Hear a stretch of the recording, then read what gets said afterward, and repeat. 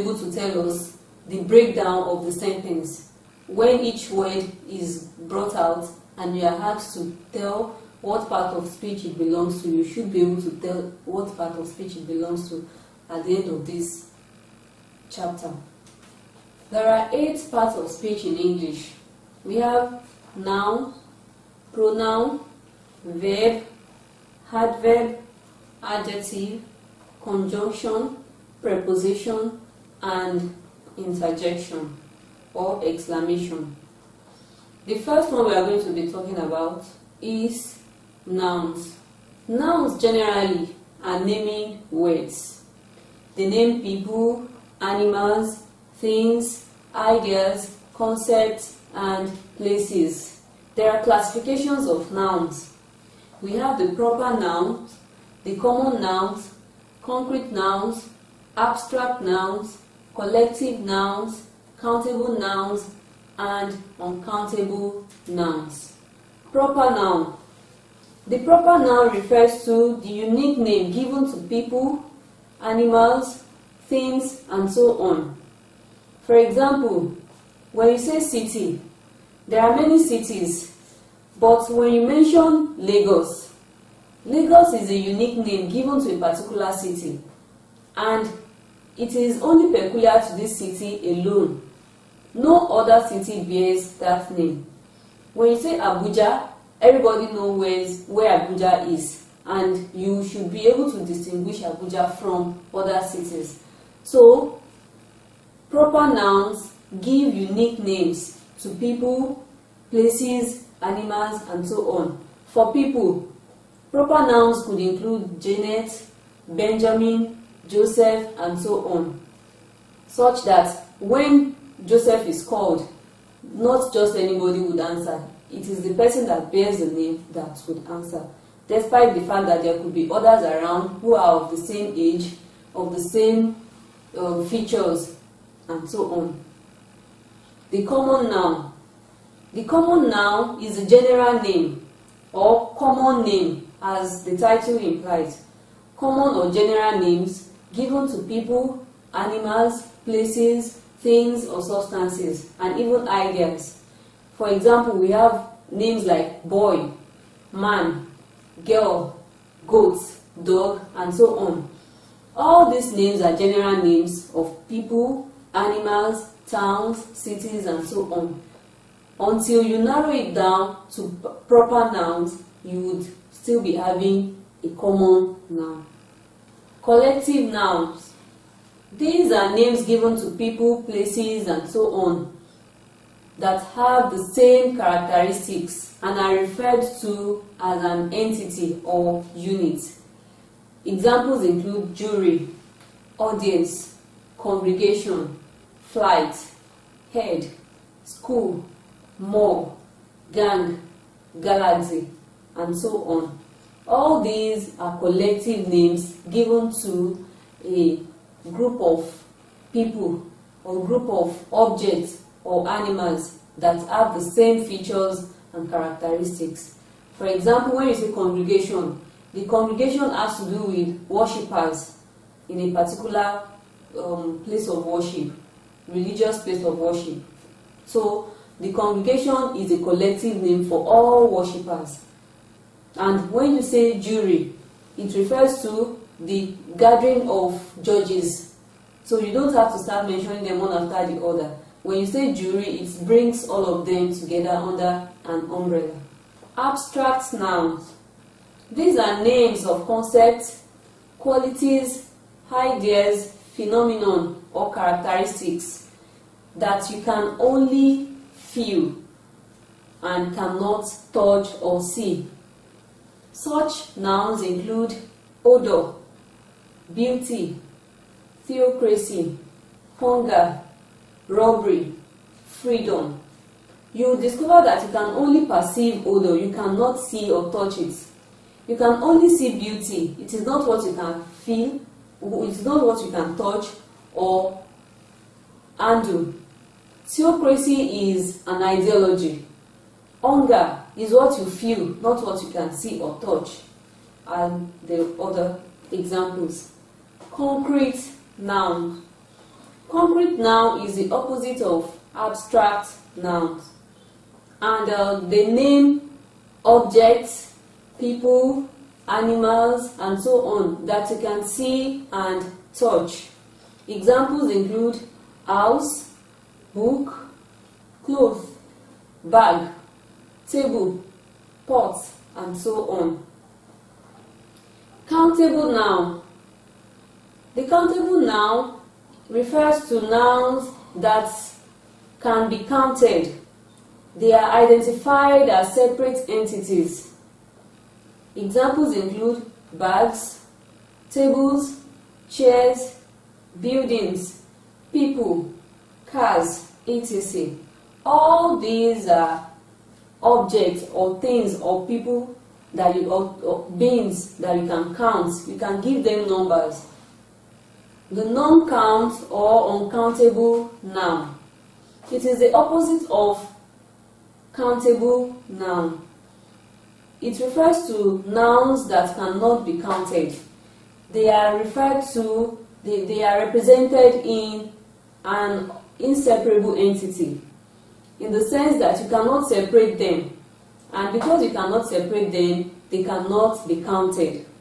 Examples of such nouns are oil, water, fuel, film, etc.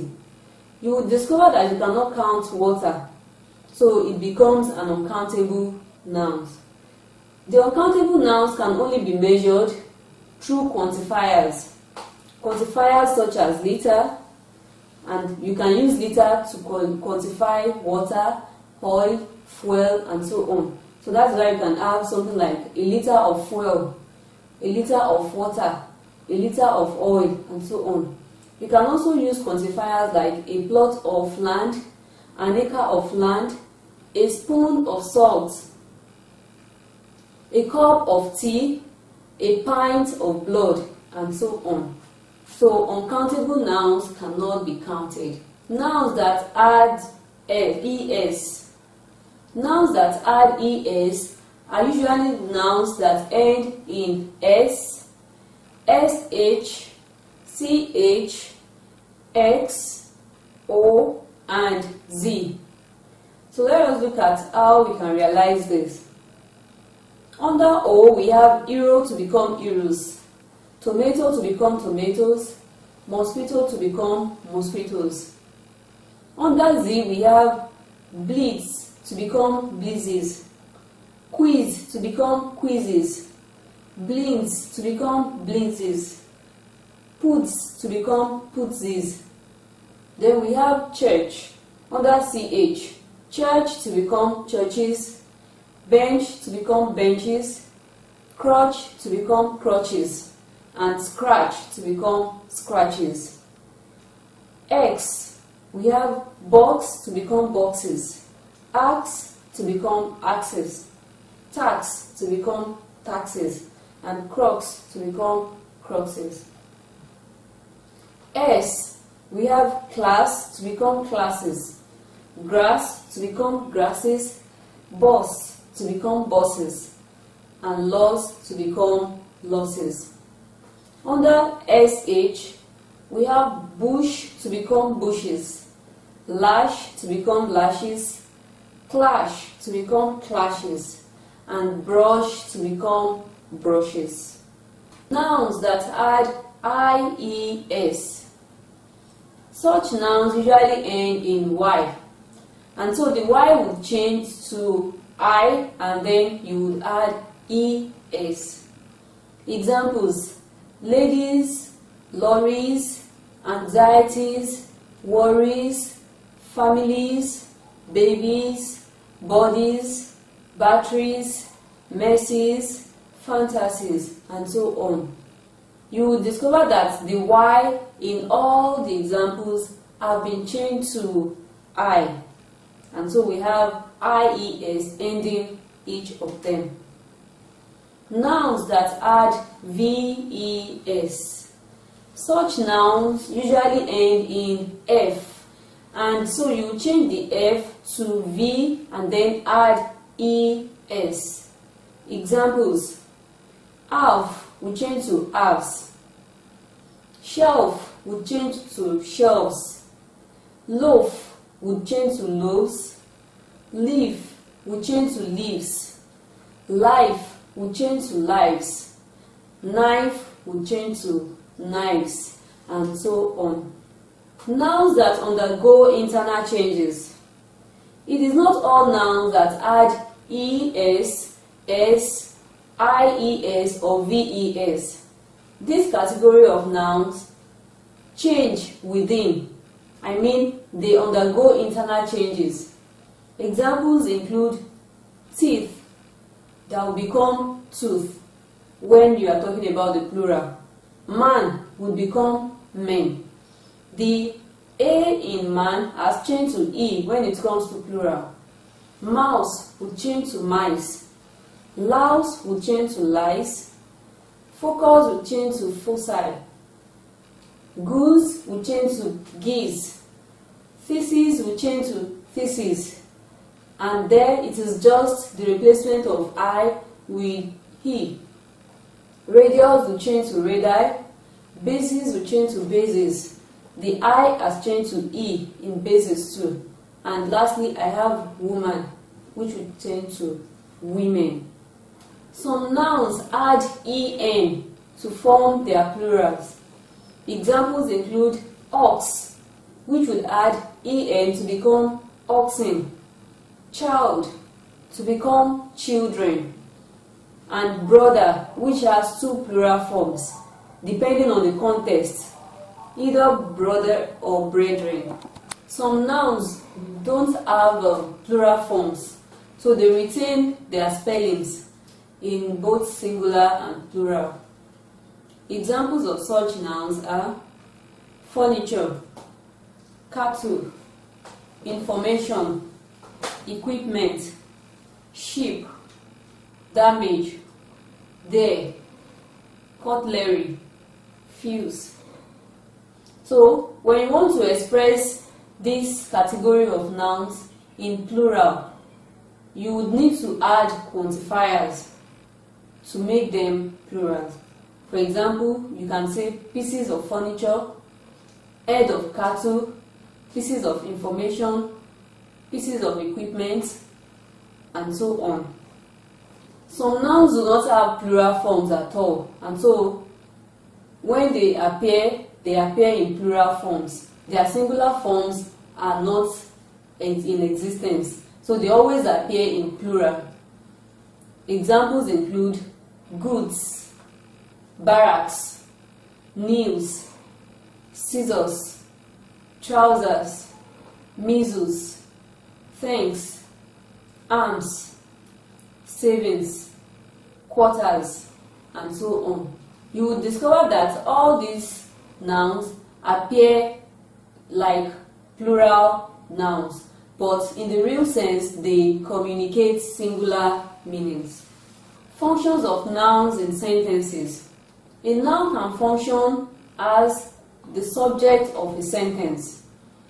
The subject is the performer of an action, and it is always coming first. The subject is the doer of an action, it is the performer of an action that is stated by the verb in a sentence. Let us look at this example. John bought a goat. I have underlined John. John is the performer of the action bought. So John is the subject of the sentence there because he is the one that performed the action bought. Another function of a noun in a sentence is that a noun can function as an object, the object of a sentence. And the object is the receiver of the action that is performed by the subject. So whatever action is performed by the subject, whoever receives it is going to be the object. So let us see the example. And we are going to use the same example we used for subject.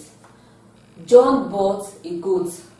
John has been identified as the subject of the sentence. And we have said bought is the action performed by John. So who is the receiver of the action bought? Who receives the action bought? It is the goat that receives the action. So I have underlined a goat, which is the receiver of the action.